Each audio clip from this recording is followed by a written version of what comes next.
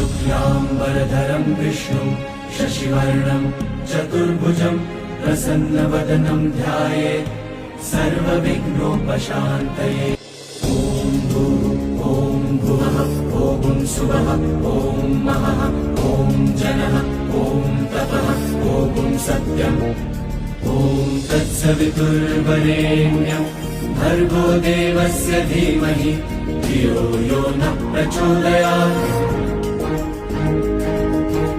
ओमापो ज्योतिरसोमृतं ब्रह्म भूर्भुवस्वरो।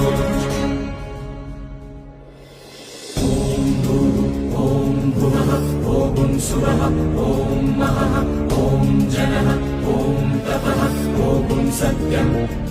ॐ तत्सवितुर्वरेण्यं भर्गो देवस्य धीमहि धियो यो नः प्रचोदयात्।